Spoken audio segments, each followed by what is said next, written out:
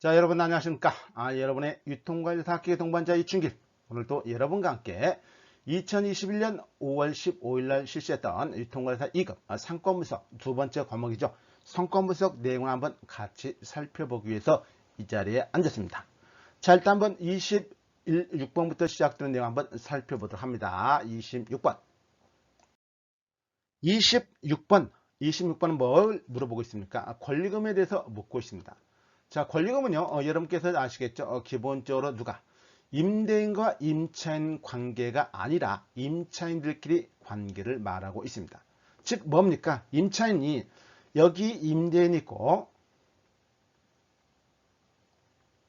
임차인이 있을 때, 임차인이 다른 임차인에게 건물을 넘기면서 뭘 요구합니까? 이 임차인에게 내가 있을 때 굉장히 장사를 잘했다. 또 시설도 잘 갖췄다. 그래서 권리금이라는 그 내용을 갖다가 요구하게 되죠. 그 권리금은 세 가지로 따질 수가 있죠. 영업권리금, 시설권리금. 이렇게 여러분께 아마 그 내용이 있습니다. 그래서 한번 그런 내용을 한번 보는 것이에요. 자, 여기서 보시면은 기본적으로 1번에 해당 상권의 강점이 반영된 영업권의 일종으로 점포의 소유자에게 임차인이 제공하는 추가적인 비용으로 보증금의 일부이다. 이렇게 나왔어요. 자, 여러분. 해당 상권의 강점 등이 반영된 영업권의 일종으로 점포의 소유자에게, 소유자는 뭡니까? 이거 임대인이잖아요. 임대인. 제가 바로 밑에 썼잖아요. 임대인과 임차인 관계가 아니라 여기서 권리금 발생. 여기서. 임차인과 임차인끼리 발생합니다. 틀렸죠? 자, 그래서 상가 유치, 영업상의 노하우, 시설 등 비품과 같은 다양한 유무형의 재산적 가치에 대한 양도 또는 이용에 대한 대가로 지급하는 금전이다. 그렇죠? 그래서 기본적으로 이런 건 시설 권리금이라고 보통 할 수도 있고, 뭐 바닥 권리금도 있습니다. 사실 바닥 권리금. 바닥 권리금 같은 경우가 바로 입지적인 측면에서 보통 따질 수가 있죠.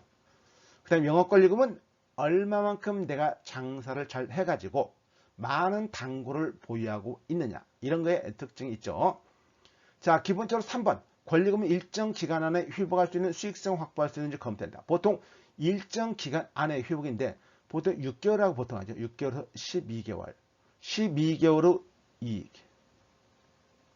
그리고 조금 좋으면은 12개월 곱하기 이익에 해당하는 금액을 영업권으로 주면 되고, 그렇지 않으면 6개월에 해당되는 이 곱하기 영업권 주면 돼요. 사실은 요즘에는 장사도 잘 안 되는데 영업권 없는 무권리금이 많이 있습니다. 사실은. 근데 뭐 일단은 그런 개념보다는 권리금이란 그 전제에서 시작을 하는 것이기 때문에 일단 정답은 나왔어요. 1번, 나머지 4번과 5번 내용들 한번 살펴봅니다. 4번은요, 신축 건물에도 바닥 권리금이라는 것이 있는데 이건 입지적인 측면이에요. 주변 상권의 강점을 반영한 것이라고 볼 수 있다. 이게 사실 틀린 말입니다. 입지적 요건이에요. 입지. 이 문제 출제자가 이 상권과 입지를 갖다가 저는 제대로 구분하지 못했다고 봐요. 상권에 따라서는요, 1차 상권, 2차 상권, 3차 상권으로 나눈 것이고, 입지에 따라서 권리금이라든가 아니면 보증금이 높아지는 것이에요. 이건 이런 내용을 이렇게 쓰면 안 돼요. 입지의 강점을 반영한 것이라고 볼 수가 있다. 이렇게 써야 되는데 뭐 틀린 건 아니지만은 착각을 했겠죠. 자, 일단 이것은 옳은 것이에요. 옳아요. 그 다음에 5번 권리금이 보증금보다 많은 경우가 발생하기도 하다. 그런 경우가 있죠. 왜? 보증금 보통 1억이라고 하면은 권리금을 갖다가 어떤 사람은 뭐 터무니없이 3억을 갖다가 요구하는 경우도 많이 있어요. 제가 이제 자영업자 컨설턴트를 하고 있기 때문에 실제로 가서 보면요. 상당히 많이 부르는 경우도 많이 있습니다. 절대 나갈 수가 없는. 근데 맞아요. 이런 상황. 그런데 기본적으로 우리가 영업권이란 것은 사실 휴계학적 용어입니다. 영업권. 휴계학적으로 무형자산이죠. 무형자산. 그러니까 우리가 상권적인 측면에서는 그냥 권리금으로 보통 말해요. 자, 그렇게 여러분이 알아주시면 되고요. 27번 한번 보도록 합니다. 27번에서 뭐가 나왔습니까? 기본적으로 조사 방법이 나와 있죠. 조사 방법. 그리고 상권 분석에 필요한 소비자 데이터를 수집하는 조사 기법 중 내정객 조사법과 조사 대상이 유사한 것으로 가장 옳은 것은 뭐냐 묻고 있어요. 자, 내정객 조사법이네요. 내정객 조사 대상에서 유사한 것으로 가장 옳은 거. 내정객 조사. 자, 일단 1번에 편의 추출 조사가 있죠. 편의 추출. 그다음 점포 입구에서 조사를 하는 것을 말합니다. 그다음 지역 할당 조사. 연령별 비율 할당 조사법, 목표 부분 조사법인데, 자, 기본적으로 내정객 조사란 그 자체가 뭘까요? 하나의 점포에서 조사를 한다는 개념이에요. 점포. 그러면 이 내정객 조사란 것은 점포에서 조사를 하기 때문에 여기 1번, 2번, 3번, 4번, 5번이 바로 점포와 관련된 용어가 나와야 돼요. 점포와 관련 용어. 자, 일단 편의 추출. 점포에서 편의 추출한 말을 쓰나요? 안 쓰죠. 점포 입구 이거 쓰죠. 지역 할당 전혀 그런 말 쓰지 않습니다. 연령별 말 쓰지 않죠. 목적 표본조사 당연하죠. 이거는 그냥 용어에 대해서 얼마만큼 수험생들이 알고 있느냐 그 내용을 갖다가 물어보는 것입니다. 그래서 점도를 조사하는 방법은요. 소비자의 주소를 파악하여 자기 점포의 상권을 조사하는 것이죠. 상품 구매를 위해서 점포를 방문한 소비자를 대상으로 해서 상권 분석에 필요한 자료를 수집하는 방법입니다. 그런데 내정객 조사법과 조사 대상과 조사 대상에서 좀 유리한 경우도 있어요. 사실 이게 점도 조사법이 거의 비슷하다고 보시면 됩니다. 자, 그렇게 하고 28번을 보도록. 자, 이제 28번 문제를 한번 살펴볼 시간입니다. 23번. 자, 정보기술 발전이 유통이라든가 상권에 미친 영향으로 가장 옳지 않은 것은 뭐냐 묻고 있어요. 그러니까 유통이라든가 상권에 미친 영향이 있습니다. 그거에 대해서 옳지 않은 것이에요. 자, 그러다 이제 한번 보시면은 1번. 메이커에서 소매업으로 파워시프트가 강화되는 현상. 그러니까 쉽게 말하면 뭡니까? 우리가 유통 경로의 측면 한번 보시면 유통 경로 생산자가 있죠. 생산자. 소매상을 거쳐서 소매상을 거쳐서 누구에게? 최종 소비자까지 이렇게 오는 단계가 유통 경로 아니겠습니까? 근데 지금 생산자에 있는 힘이 예전에 생산자 힘이 세졌죠. 근데 누가? 요즘엔 소매상 힘이 세죠. 그래서 파워가 누구로부터? 생산자. 메이커라는 말은 생산자예요. 그래서 소매업, 즉 여기 소매상 단계 파워 시프트가 넘어가는 현상이에요. 시프트라는 것은 그 변화가 된다는 것이잖아요. 파워 시프트가. 이 말 맞죠? 그래서 중간 유통 단계의 증가 및 배송 거점을 분산하자. 자, 중간 유통 단계가 증가되면 안 되겠죠. 취소와 감소가 돼야겠죠. 배송 거점의 분산화 이런 것은 틀린 말입니다. 그래서 중간 유통 단계를 갖다가 증가시키면 오히려 더 중간상이 많아지니까 유통 경로는 늘어날 수밖에 없어요. 그렇기 때문에 문제가 많이 발생하겠죠. 유통 경로를 가급적이면 줄이는 게 목적이 되니까요. 3번. 메이커 영업 거점인 지점이라든가 영업소 기능을 축소시킨다.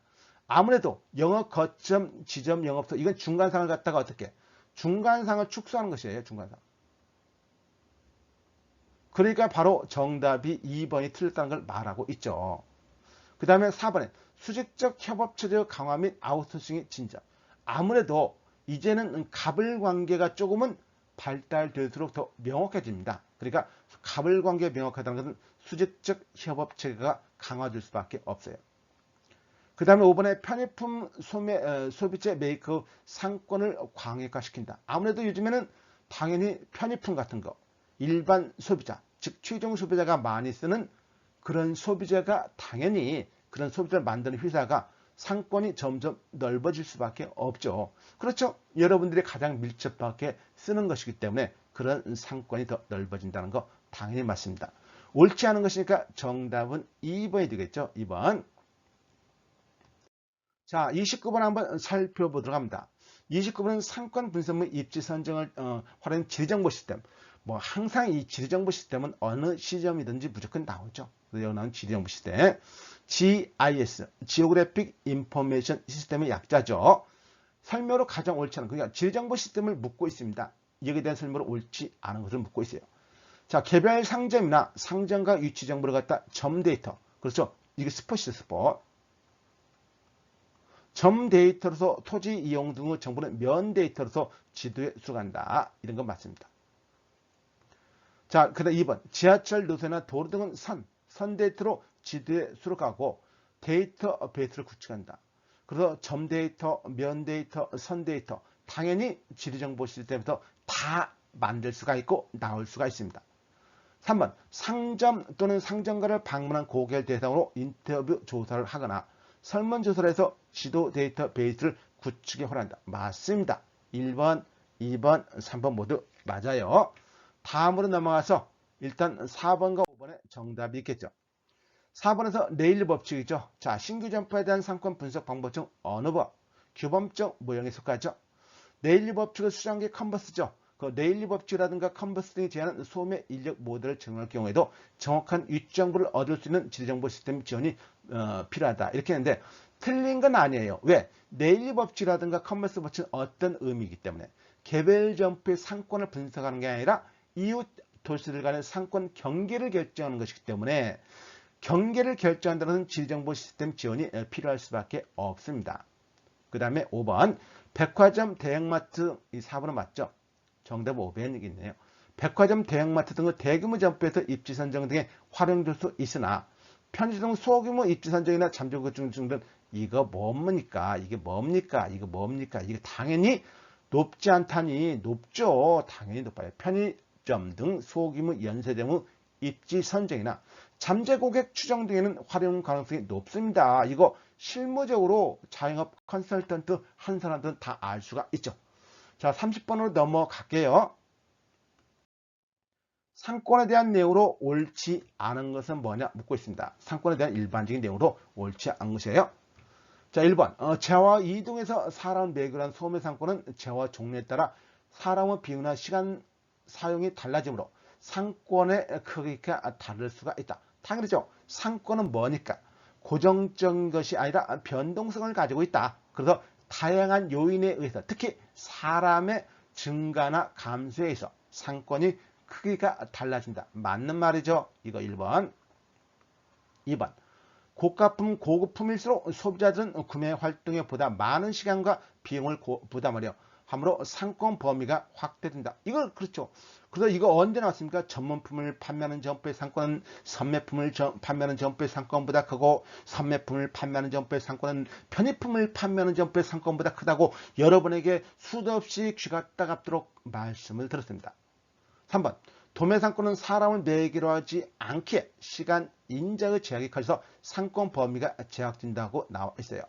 자, 여러분 도매 상권은요 누구를 대상으로 합니까? 소매상을 대상으로 하죠. 사람을 매개로 하지 않게 시간 인자 제약이 줄여드는 것이죠. 제약이 커는 게 아니라 줄여드는 거죠. 말도 안 되는 것이죠. 예. 보존성이 강한 제품은 그렇지 않은 제품에서 넓은 상권을 가진다. 당연하죠. 비용이 저가에 들거나 보존성이 강한 재화일수록 넓은 상권의 범위를 갖는다. 당연하게 설명드렸죠. 상권 범위를 결정하는 비용 인자가 있습니다. 생산비라든가 운송비, 판매비용 이런 것 등이 포함된다는 거. 그리고 비용이 상대 저렴할수록 넓은 상권. 그래서 동그라미 4번과 5번 같은 것도 상당히 제가 강조를 했던 내용이죠. 아마 여러분이 다 동영상 같은 거 들으신 분은 다 알 것입니다. 정답은 3번이겠죠. 자, 이건 원래 도매상은요, 소매상을 대상으로 하기보다는 소매상보다 상권이 훨씬, 소매상을 대상으로 하기 때문에 소매상보다 상권이 훨씬 더 영향을 덜 받아요. 입지에 영향을 덜. 자, 이제 31번 한번 살펴보도록 합니다. 교육환경보호에 관한 법률이 있습니다. 약칭 교육환경법으로 나와 있는데요. 여기서 저는 초등학교, 중학교, 고등학교 교육환경 절대 보유구역에서 영업할 수 있는 업종입니다. 영업할 수 있는 업종으로 가장 옳은 것은 여러분이 좀 상식적으로 생각했던 거와 다릅니다. 여기서 교육환경구역이라는 건 뭐냐면요. 교육 환경 보호에 관한 법률에 나와 있어요. 보통 이제 8조에 나와 있는데 교육환경 보호에 관한 설정 등이 나와 있는데 학생의 보건, 위생, 안전, 학습과 교육 환경 보호를 위하여 학교 경계 또는 학교 설립 예정지 이런 것 등으로 직선거리 200m 범위 안의 지역을 보통 지칭하는 것이에요. 보통 200m. 그리고 절대 시도 교육관법에 나와 있는 것은요. 절대 보호구역이라는 것은 학교 출입문으로부터 직선거리 50m인 지역입니다. 50m. 그리고 상대 보호구역이라는 게 있는데요. 근데 절대 보호구역은 50m이고 상대 보호구역은 학교 경계 등으로부터 직선거리 200m까지인 지역 중 절대 보호구역을 제외한 지역이에요. 그냥 50m를 제외한 거. 그러니까 50m, 51m부터 200m 이내까지가 상대 보호구역이라고 합니다. 상대 보호구역. 그러니까 뭐 학교가 있으면은 여기에서 이제 반경으로 해서 50m. 이게 절대 보호구역. 그 다음에 이렇게 해가지고 여기 상대 보호구역. 이렇게 말할 수 있겠죠. 절대 보호구역 50m. 그 다음에 여기서 여기까지 200m. 여기서 한 150m 되겠죠? 150m. 자, 이런 걸 보통 말해요. 그래서 이제 거기서 영업할 수 있는 업종으로 가장 오른 것인데, 여관. 학교 앞에 무슨 여관이 필요할까요? 자, PC방. 안 되죠. PC방. 만화가게 안 됩니다. 여긴 사실 만화가게는 될 수 있을 것 같죠? 왜 담배가게 안 되고, 노래연습장. 그러니까 1번이라든가 2번, 5번은 명확하게 안 되는 걸 알 수 있어요. 근데 어떤 분은요, 4번도 안 된다고 보시는데, 담배가게는요, 청소년만 피우는 게 아니에요. 아니, 청소년이 아예 피우지 못하게 하는 것이에요. 그렇다 해서 청소년 학교에 주택가도 있잖아요. 주택가. 학교 주택가도 있는데, 그럼 학교 주택가에 있는 담배가를 갖다가 편의점에서 담배 팔지 못하느냐? 아니에요. 팝니다. 그래서 이건 근데 만화가게에 해당되지 않는다. 사실 이렇게 나와 있는데 조금 애매하긴 해요. 사실은 법에서 그렇게 정해놓은 거니까 어쩔 수가 없는 것이죠. 뭐 법에서 그렇게 정해놨으니까 어쩔 수가 없죠. 만화가게는 만화는 사실 좀 봐도 되지 않나요? 사실 개인적으로 저는 만화 같은 거 참 좋아하는데 만화 같은 것도 보면은 뭔가 모르게 힘도 생기고 그렇지 않나요? 자, 일단 31번 개인적인 생각입니다. 자, 32번을 넘어갑니다. 30번. 소매점 상권에 크게 영향을 미치는 주요 요인을 모두 나열한 것으로 가장 옳은 것은 뭐냐 묻고 있습니다. 여기서 그래서 기본적으로 소매점 상권에 크게 영향을 미치는 주요 요인 모두 나열한 것으로 가장 옳은 것은 뭐냐. 일단 소매점 이미지, 기생점포 이건 무조건 아니죠. 기생점포. 목적점포다. 이건 맞고. 자, 그러면은 뭡니까? 맞고 그 기억 니은번만 틀리죠. 기억번, 디귿번, 리을번, 민번. 그러니까 니은번만 틀린 것을 고르시면 되고 기억번과 디귿번, 리을번, 민번. 기생점포 입지보다 무슨 점포? 목적점포 입지면 맞겠죠. 목적점포의 입지라면 맞을 텐데 기생점포 입지라서 틀린 것입니다. 자, 그러니까 기억번, 디귿번, 리을번, 민번으로 정답을 고르시면 된다는 것이겠죠. 보시죠. 몇 번입니까? 5번이겠죠. 5번. 자, 다음으로 넘어가서 33번 한번 보도록 합니다. 자, 중심지 이론 나왔죠? 크루스탈의 중심지 이론이에요. 중심지 이론. 중심지 이론을 판매자, 소비자 경제에 이론한다. 자, 중심지 이론의 가정이죠? 네, 중심지 가정이네요. 중심지 가정. 경제. 그 의미에서 가장 옳은 것은 뭐냐? 이 경제인이 뭡니까? 경제는 기본적으로 이기적인 인간이죠. 누구의 이익을? 자기 자신만의 이익을 추구한다는 것이겠죠. 대부분 다 그래요. 대부분. 그래서 인간은 함정사고로 의사결정하며 최소 비용으로 최대 이익을 추구하는 경제인, 이코노믹 맨이에요. 그래서 최소 비용으로 최대 이익을 추구하는 게 바로 경제인이고 이건 이기적인 인간이죠. 그리고 뭐라고 나왔습니까? 중심지 이론에서 가정에서 지표 공간은 균질적인 표면이고 교통수단은 유일하고 수송비용은 거리에 비례한다는 내용이 바로 중심지는 가정이라고 여러분에게 설명드렸었죠. 제가 우리 시험에서 가정은 딱 두 군데에서 시험이 납니다. 어디? EOQ 모형의 가정하고 어디? 중심지 이론의 가정에서 시험이 나온다고 제가 누누이 강조를 드렸습니다. 옳은 것을 말하고 있네요. 옳은 것을. 1번 보시면 판매자와 소비자 모두 비용 대비 이익을 최대로 추구한다. 그렇죠. 맞아요. 이런 식이에요. 이런 식. 자, 소비자는 거리와 상관없이 원하는 제품을 구매하러 이동한다. 거리와 비례하는 것이에요. 거리와 상관없이 거리와 비례예요. 비례. 거리와 비례해 가지고 하는 것입니다. 틀린 말이죠. 판매자는 경쟁을 회피하려고 최선을 다한다.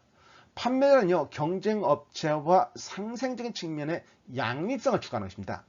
회피하는 게 아니라 상생을 통해서 양립성을 추구해요. 양립성. 자, 이틀 말. 4번. 소비자는 구매 여행의 즐거움을 추구한다. 구매 여행은 누굽니까? 이게 레일리 법칙이죠. 레일리 법칙. 자, 5번에 소비자는 가능한 상위 계층 중심의 상품을 구매한다고 했는데 이거는 다른 게 아니에요. 소비자는 구매해서 이득을 주는 거.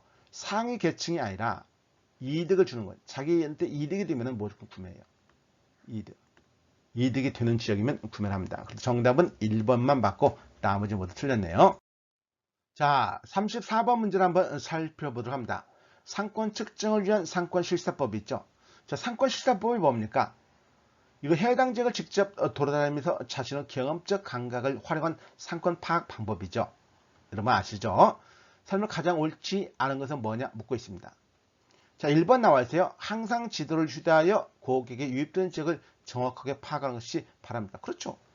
지도를 휴대하든지 아니면은 그 지역을 명확하게 안다면은 어디에서 고객이 오는지를 명확하게 파악하는 것이 중요해요.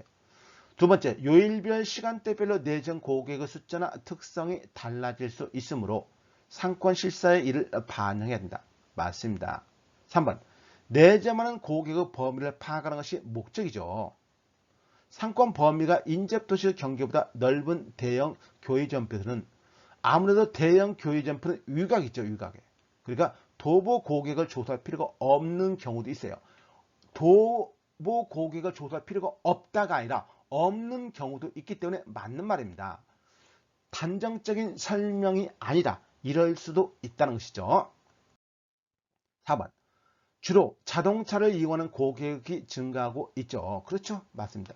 도보보다는 자동차 주행하면서 조사하는 것이 더 바랍니다. 아니에요. 도보 고객도 조사하고 동시에 자동차를 고객도 조사하는 것이에요. 조사 자체는요. 자동차 드라이브 테스트뿐만이 아니라 직접 고객이 실제로 어디에서 오는지도 조사를 해야 돼요. 5번에 기존 점포의 고객을 잘 관찰하여 교통수단별 내전비를 파악하는 것이 중요하다. 맞습니다. 이런 것 이건 틀렸죠. 이건 맞고 정답은 4번이네요. 자, 34번 받고 35번 보도록 합니다. 35번 문제는 뭐가 나왔습니까? 허프의 계산 문제가 나왔네요. 허프의 계산 문제. 허프의 계산 문제는 여기서 출할 때 소비자 K가 A점포 K가 A 지역에 쇼핑을 가는 확률을 갖다가 오는 것은 뭐냐? 그러니까 기본적으로 여기에서 뭡니까? A 지역 매장 면적은 100평, 소비자 K로부터 A 지역 거리는 10분 거리다. 이 거리는요, 시간은 거리로 같이 보시면 돼요. B 지역 매장 면적 400평이에요. 소비자 K로부터 20분 거리다. 이건 뭡니까? 여기 K라는 사람인데 소비자 K가. K가 어디로 가냐? K가 A 지역으로 갈 수가 있어요. A 지역. K가 B 지역으로 갈 수가 있어요. B 지역. A 지역으로 갈 수가 있고 B 지역으로 갈 수가 있습니다. 그러면 A 지역은 어떤 특징을 가지고 있어요? A 지역 매장 면적 100평이죠. 100평. 그리고 거리는 10분 거리. 10분 거리. 10분. 자, B는 뭡니까? 매장 면적 400평이죠. 그리고 20분 거리. 20분. 20분. 소비자 K가 K지에서 쇼핑할 확률을 가장 오른 것은 뭐냐 묻고 있습니다. 여러분, 허프에 무슨 모델이 이용했어요? 허프. 근데 모수가 안 나왔죠. 모수. 뭘 이용하니까? 허프. 수정 모델. 허프의 수정 모델이니까 모수가 안 나올 수밖에 없어요. 모수. 왜? 수정 모델은 뭐니까? 매장 면적에 비례하고 거리의 제곱에 반비라니까. 매장 면적에 비례하고 거리의 제곱에 반비한다는 말은 뭐예요? 여기다 뭘 넣어야 돼요? 여기다 제곱을 집어넣죠. 여기다가 제곱을 집어넣으면 제곱을. 그렇죠? 제곱을 집어넣는데요. 여기다 제곱. 그럼 뭐예요? 100이죠. 10의 제곱은 뭡니까? 100이죠. 1이죠. 400이죠. 20의 제곱은 뭡니까? 400이죠. 1이네요. 2분의 1이네요. 50%네요. 50%. 이렇게 말할 수 있다는 거 여러분 충분히 이해가시죠? 예, 간단하네요. 예, 굉장히 쉽게 나왔네요. 자, 35번 받고 36번 한번 살펴보도록 합니다. 36번에 뭐가 나왔습니까? 매력적인 점포 입지예요. 매력적인 점포 입지를 결정하기 위해서는 구체적인 입지 조건을 평가한다는 거죠. 그래서 입지 조건을 갖다 평가하는 과정을 거친다. 점포의 입지 조건에 대한 일반적 평가로서 그 내용이 가장 옳은 것은 뭐냐? 자, 옳은 것이네요. 이거 잘 보셔야 돼요. 옳지 않은 것이 아니라 옳은 것입니다. 1번 질문 보시면요. 1번. 점포의 면적이 커지면 매출도 증가하는 경향이 있어 점포 규모가 클수록 좋다. 자, 일반적으로요. 점포 매장 면적이 커지면 매출도 증가하는 경향이 있습니다. 하지만 뭡니까? 점포 규모가 클수록 좋다는 개념이 아니라 뭡니까? 이거는 거기서 판매하는 상품의 특색에 따라 달라요. 전문품을 판매하느냐, 선매품을 판매하느냐, 편의품을 판매하느냐, 상품의 종류를 갖다가 말해야 됩니다. 이건 틀린 말이에요. 2번, 건축선의 후퇴는 직접적으로 가시성에 긍정적인 영향을 미친다. 건축선의 후퇴라는 것은요, 가시성이 긍정적인 역할이 아니에요. 오히려 부정적인 역할을 한다. 부정적. 왜냐하면 건축선의 후퇴라는 것은 그만큼 멀어졌다는 개념이에요. 멀어졌다는 거. 틀린 말입니다. 3번, 점포 출입구 부근에 단차가 없으면 사람과 물품의 출입이 용이하여 좋다. 이건 맞네요. 점포 출입구 부근에 단차가 없으면 사람과 물품의 출입이 용이하다 이거죠. 차들이 안 다닌다 이거죠. 그러면 좋다는 거죠. 당연하죠. 점포 부지와 점포 형태는 정사각형이 가까울수록 소비자가 흡연하죠. 아니죠. 오히려 직사각형이 가까울수록 좋습니다. 직사각형. 정사각형이나 직사각형이 좋아요. 5번에 평면도로 볼 때 정면 너비에 비해서 깊이가 더 아니죠. 정면 너비가 넓은 게 좋아요. 우리가 쉽게 말하면 뭐냐면은 이 5번은 점포가 어떤 식으로 있냐. 이런 식의 점포보다는 이런 식의 점포보다는 어떤 식으로? 이런 식의 이런 식 점포보다는 이렇게 옆으로 퍼지는 게 더 좋은 거예요. 깊이 들어가 있는 점포보다는 길 옆에 붙어 있는 점포가 훨씬 더 낫다. 이게 더 낫다는 거죠. 그래서 이것도 틀린 말이에요. 자, 이렇게 해서 정답은 3번이 됩니다. 자, 일단 36번도 옳은 것이니까 좀 문제 자체를 잘 읽어야만이 정답을 고를 수가 있겠네요. 37번 봅니다. 37번. 여러 층으로 구성된 백화점 매장 내 입지에 관한 설명으로 가장 옳은 것은 뭐냐? 여러 층으로 구성돼서 한 층이 아니라 여러 층으로 구성된 매장에서 옳은 것은 뭐냐 묻고 있습니다. 고객을 출입하는 층에서 멀리 떨어진 층일수록 매장 공간의 가치 아니죠. 멀리 떨어져 있으면 가치가 낮아져요. 멀리 떨어지는 가까운 층일수록 매장 공간의 가치가 높아지고 멀리 떨어져 있으면 낮아집니다. 틀린 말이에요. 대부분의 고객들은 왼쪽으로 돌기 때문에 각 층의 입구가 오른쪽으로 돌죠. 왼쪽으로 돈다는 게 아니라 오른쪽. 우측. 틀린 말이죠. 3번. 점포 입구 주 통로 에스컬레이터 승강기에서 가까울수록 유리한. 당연하죠. 여러분 책에 다 있습니다. 책을 제대로 읽으면 다 충분히 알 수가 있어요. 4번에 층별 매장의 안쪽으로 고객을 유인하는데 취재의 매장 배치 이용은 자유형 배치이다.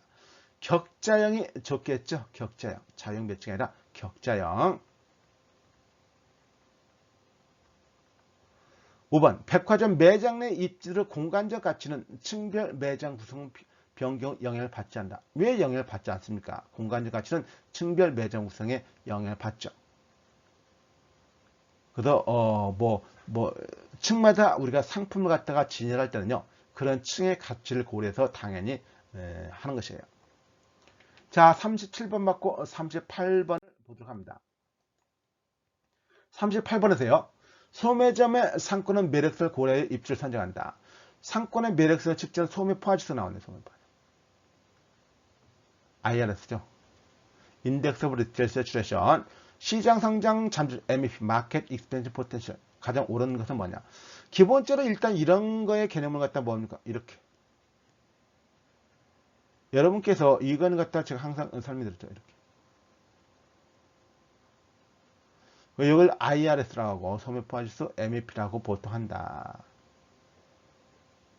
이렇게 했을 때, 자, IRS를 현재라고 했죠. 현재. 이게 미래라고 했죠. 충분히 여러분 기억나실 것이에요. 그래서 여기에서 가장 옳은 것은 뭐냐 묻고 있어요. 동그라미 1번. IRS는 현재 시점 상권 경쟁 강도를 측정한다. 그렇죠. 현재 시점 상권 내 경쟁 강도. 이 RS. 맞아요. 미래 시점 상권 내 경쟁 강도를 측정한다. 이 MEP는요, 뭡니까? 미래 시점 상권 내 경쟁 강도를 말한 게 아니라 미래의 마켓 익스펜셜 포텐셜, 시장이 성장을 하느냐 못하느냐 이겁니다. 그래서 상권의 경쟁 강도를 측정할 수가 없어요. 이거는 갖다가 인덱스가 아니에요. 지수가 아니에요. 성장 잠재력 지수. 이 말은 갖다가 이 지수라는 개념을 썼는데 이런 것들은 잘못 쓴 것이죠. 사실은. 이 지수라고 쓰면 안 돼요. 성장 잠재력이라 해야 된다. 잠재력. 이 지수란 말을 쓰면 안 돼요. 참 멍청한 사람들이. 아유 참. 이 지수라는 것은요. 인덱스란 말이 명확하게 나와줘야 돼요. 명확하게 나와줘야 됩니다. 이 잠재력으로서 잠재력이 얼마나 있느냐 없느냐를 판단하는 것이에요. 이렇게 지수를 쓰면 2번이 틀릴 이유가 없어요. 2번이 맞아야 돼요. 근데 이게 MEP는요, 원래 미래 성장 잠재력 지수가 아니에요. 지수란 말하면 안 돼요. 성장 잠재력. 지수란 말은 인덱스란 말이 명확하게 있어야 됩니다. 사실. 그냥 3번에 상권 내 경쟁이 심할수록 IRS로 커진다 했는데, 경쟁이 심하다는 것은 뭡니까? 이 IRS 여러분 아시죠? 뭐? 수요. 면적이죠. 면적. 공식. 경쟁이 심하다는 건 뭡니까? 이 분모가 커지는 거예요. 분모가. 분모가 커지면 IRS가 작아지죠. 작아지죠. 틀린 말. MEP가 클수록 입지 상권 매력성은 높아지죠. 미래에 좋아지니까. 미래에 좋아지니까. 입지라든가 성장 가능성을 말하는 거죠. 성장 가능성. 근데 높아진다고 해야지 낮아진다 해서 틀린 것이에요.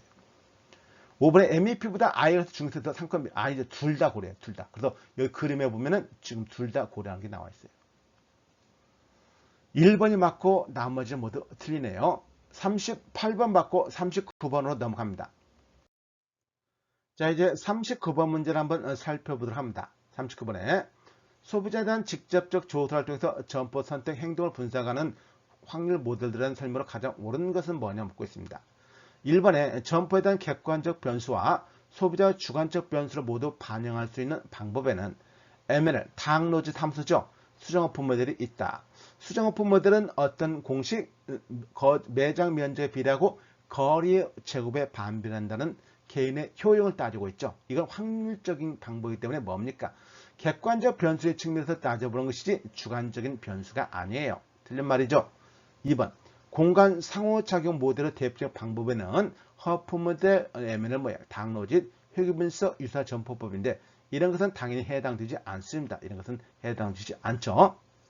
자, 그 다음에 3번. 허프 모델과 달리 당로짓 모델, ML 모델은 일반적으로 상권을 갖다가 세부 지역으로 구간 절차를 거치지 않는다. 거칩니다. 이건 맞아요. 틀린 말이네. 뭐야? 1번, 2번, 3번 다 틀렸네요. 4번, 5번 중에서 정답 맞는 것이 하나 있겠죠. 자, 그 다음에 거기에서 보시면은요.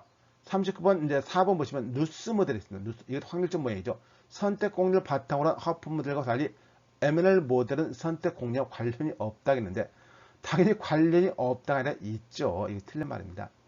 정답이 5번이겠네요. ML 모델은 분석 과정에서 집단별 구매 행동 데이터 대신 각 소비자의 개인별 데이터를 수집하여 활용할 수 있습니다. 뭐 일반적으로 많이 이렇게 하죠. 맞습니다. 그래서 정답은 5번이 됩니다. 40번 문제 한번 살펴봅니다. 40번 문제 나왔네요. 40번. 점프 입지 조건을 평가할 때 핵심적 요소가 되는 시계성이라는 게 있습니다. 시계성. 시계성에 대해서 점포를 자연적으로 인지할 수 있는 상태를 의미한다. 시계성을 평가하는 4가지 요소들을 정리할 때 아래 글상자 기억과 니은에 해당되는 용어로 가장 옳은 것은 뭐냐 묻고 있습니다. 자, 기본적으로 우리가 시계성이라는 말을 그대로요. 점포에 관한 모든 시각적인 평가에 관한 문제입니다. 시계성은요, 물론 고객의 입장에서 측정해야 되죠. 여러분 많은 수의 사람에 의해서 평가를 반복하여 가장 보편적인 결론을 이끌어내는 게 일반적인 내용입니다. 그리고 시계성의 평가는 기본적으로 4가지가 있어요. 4가지가. 4가지가 있는데 그 4가지가 뭐냐면은 기점의 문제가 있어요. 기점의 문제라는 게 있는데 기점이란 건 뭐냐면은 상권의 특성상 어디에서부터 보이는가 이거예요. 그러니까 어느 시점, 기점이라는 게 있어요. 기점. 그래서 여기 나오는 기점이라는 것은 어디에서 보이나 기점. 4가지가 첫 번째가 기점. 그 다음 두 번째 대상이라는 게 있어요. 대상의 문제. 대상이라는 건 뭐냐? 무엇이 보이냐 이거죠. 무엇이 보이는가. 거리 문제가 있습니다. 거리. 거리. 거리 문제는 어느 정도 거리에서 보이는가예요. 어느 정도 거리에서 보이는가. 그리고 어느 정도 거리에서 보이느냐 또는 보이기 시작하느냐 이렇게 따질 수가 있겠죠. 그 다음 뭐냐? 주체 문제는 주체. 어떤 상태로 보이느냐 이거예요. 어떤 상태로 보이냐. 이게 바로 네 가지라고 합니다. 그 네 가지 요소들이 보통 이렇게 말해요. 사실 이런 것이 시험 나면 안 되는데 이게 굉장히 지엽적인 문제인데 어쨌든 나왔어요. 나왔고 그걸 여러 번 보시면 됩니다. 그리고 거기서 이제 어떤 걸로 보냐면은 동그라미 기억번호를 보시면요. 기억번호 보시면 네모 안에 기억번호 보시면은 보도나 간선도로 또는 고객 유도 시설 등에 대한 해당 등으로서 어디에서 보이냐 이거죠. 어디에서 보이냐 어디에서 보여요. 이거 뭡니까? 기점이죠. 기점. 그 다음에 니은 점포가 무슨 점포인가를 한눈에 알 수 있도록 하는 것으로서 무엇이 보이냐 무엇이 보이냐 무엇이 보이는 건 뭐예요? 대상이 뭐냐 이거죠. 기점이 대상 기점하고 그 다음 대상에 있는 내용이 나와 있다는 거죠. 기점은 문제라고 보통 하죠. 대상의 문제라고 하고 거리 문제 그 다음 어느 정도 거리에서 보이기 시작하는가 주체 문제 어떤 상태로 보이느냐 이런 걸 보통 따져보는 게 있습니다. 약간 지엽적인 내용이 많이 있네요. 일단 이렇게 나와 있어요. 그래서 그런 내용이고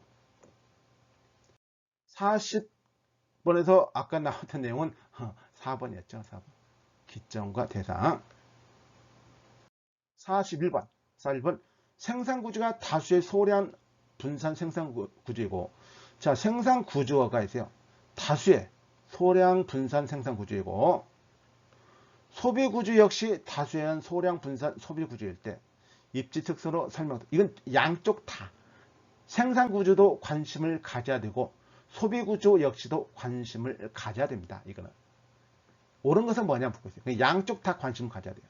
1번 수직기능이 수행이 용이하고 분산기능이 수행이 용이한 곳에 입지한다. 그래요. 양쪽 다 수직기능. 왜? 생산구조 다수의 소량 분산이니까 수직기능이에요. 그 다음 분산기능 뭡니까? 분산기능도 소비구조 역시 다수에 의한 소량 분산 소비구조이니까 분산기능. 여기 또 양쪽 다요. 수직기능과 분산기능 양쪽 다 용이한 곳에 입지해야 돼요. 이게 1번이 맞습니다. 여기 한쪽만 편들면 안 돼요. 2번처럼 분산기능 수행보다는 뭐 수직기능이 아니에요. 이 한쪽만 편들면 안 돼요. 그냥 3번도 수직기능과 중개기능 용이한 곳에 있잖아요. 중개기능은 아니죠. 분산기능이죠. 분산기능. 중개기능 아니에요. 수직기능과 분산기능이 용이한 곳에 입지한다는 것인데 중개기능은 아닙니다.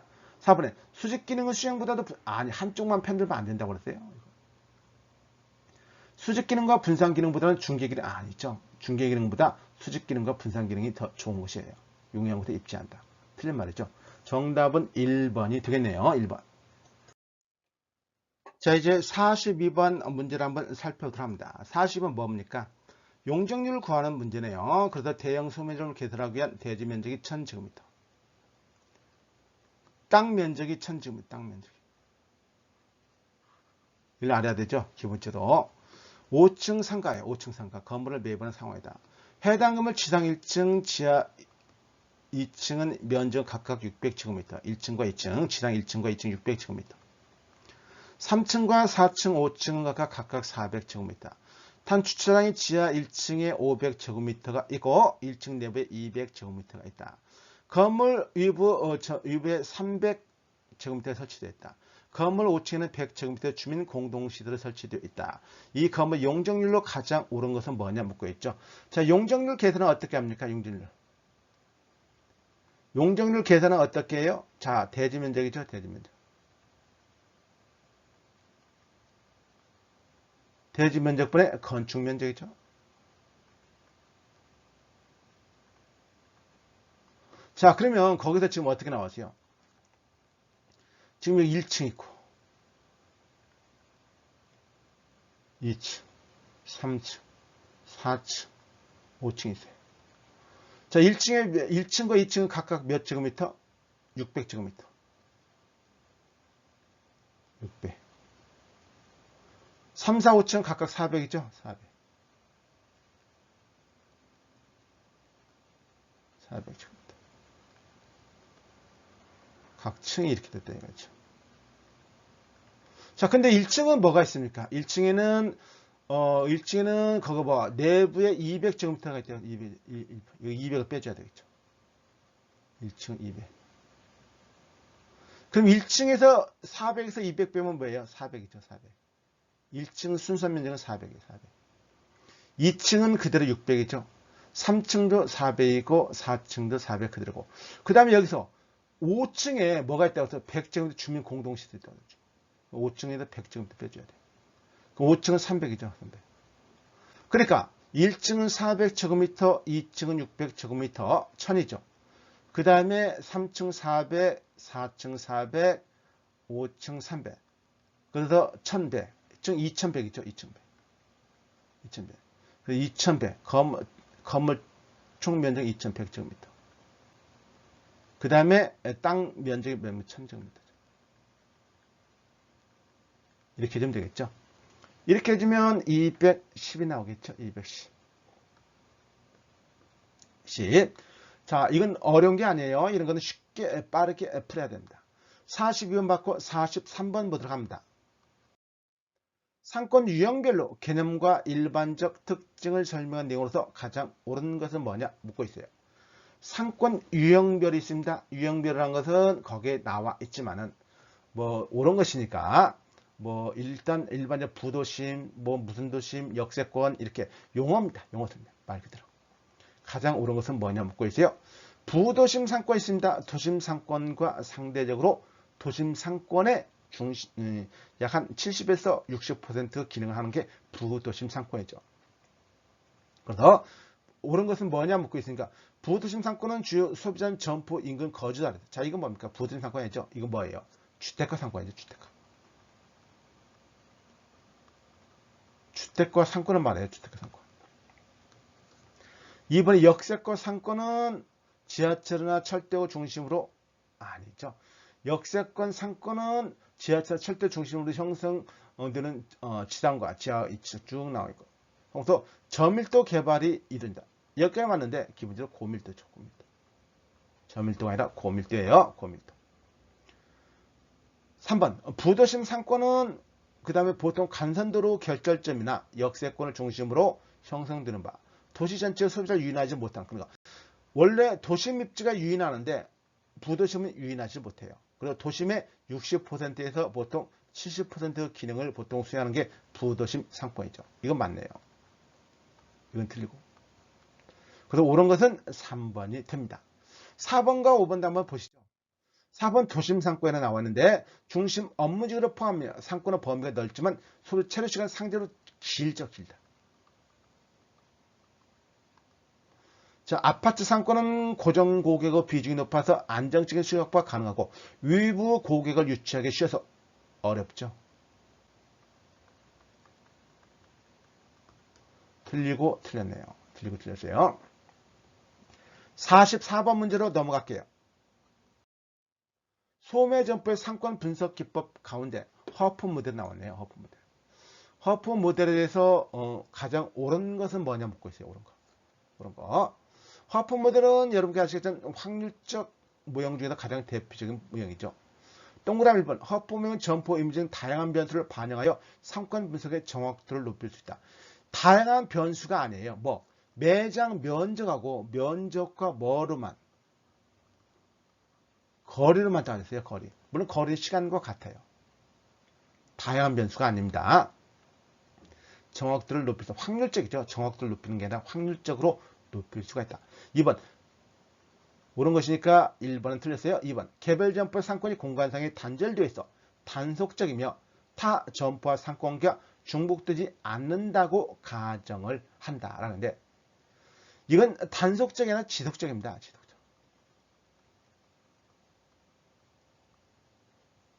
다른 점포와 상권과 중복이 될 수가 있어요. 지속적이기 때문에. 3번에 자, 3번에 그리고 2번 틀렸고 3번에 개별 소비자들의 점포 선택 행동을 갖다가 확률적 방법 대신에 아니 확률적이죠. 확률적으로 한 것이에요. 확률적. 기술적 방법은 뭡니까? 기술적 방법은 유추법이라든가 그 다음에 체크리스트법, 현지 조사법과 비율법 같은 것이 기술적 모형에 속하죠. 4번에 상권 내 모든 점포 매출액 합계를 추정할 수 있지만 점포 유형별 점유를 추정하지 못한다. 추정 유추법이 아니에요. 이거는 유추법이 아니라 이거는 확률적으로 가 확률적.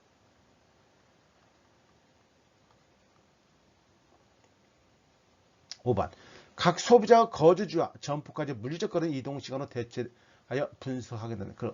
각 소비자가 거주지와 점포까지 물리적 거리는 이동 시간과 거리는 같은 거죠. 아까 제가 설명드렸죠? 시간과 맞습니다. 자, 정답은 5번이 되겠네요. 이제 마지막 45번 문제를 한번 살펴봅니다. 아래 글 상자의 상권 분석 방법들 모두에 해당되거나 적용할 수 있는 것은 옳은 것은 뭐냐 묻고 있습니다. 옳은 거. 그래서 여기 네모 박스 컨버스 분기점 분석. 이건 뭡니까? 네일리 모형 수정한 것이죠. 네일리 모형 컨버스. 네일리 모형 수정한 것이죠. 자, CST 뭡니까? 유추법이죠. 유추법을 보완한 것이죠. 그 애플바움 교수가 말한 거. CST, 커스터머 스포팅 테크닉이 고객이 어디에 있는가 점을 찍은 다음에 그걸 분석하는 거. 티센다각형도 마찬가지예요. 티센다각형도 공간적인 측면이죠. 선을 그어가지고 분석을 하는 게 바로 티센다각형입니다. 이건 뭡니까? 이 1번, 2번, 3번 모두 뭘 말하고 있어요? 공간적인 특징을 말해요. 공간적. 그래서 컴퍼스 분기점 분석은 이웃 도시들 간의 공간적 분석. 그 다음 CST는 그 점포를 중심으로 해서 고객들이 어디에 있는가 점을 찍어본 공간. 티센다각형도 공간적인 분포를 갖다가 이분법으로 보통 선을 그어가지고 분석을 하는 방법이죠. 그래서 그 내용은 공간적인 내용을 말하고 있습니다. 가령 개별 소비자 위치를 분석한다. 이건 뭐를 말합니까? CST만 말하는 거죠. 소비자를 대상으로 설문조사를 실시한다. 아니죠. 이건 절대 아니고.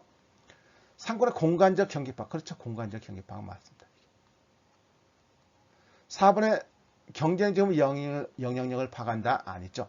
개별 점포의 매출 예측한다. 아니요. 유추법도 아닙니다. 자, 기본적으로 정답은 3번이 됩니다. 자, 이번에 상권 분석 문제가 조금은 어려웠네요. 어렵고 기본적으로 좀 까다롭다고 볼 수가 있어요. 일반적으로 우리가 생각하는 범위에서 나오진 않은 것 같아요. 근데 충분히 여기서는 몇 점? 75점. 75점 플러스 마이너스 10점이에요. 그러니까 65점에서 85점까지는 맞출 수가 있는 문제입니다. 20문제 중에서 65점에서 85점까지 충분히 맞출 수가 있었던 내용이고, 어쨌든 여기까지 하고 다음 과목인 유통 마케팅에서 또 새롭게 보도록 합니다. 수고 많이 했어요, 여러분.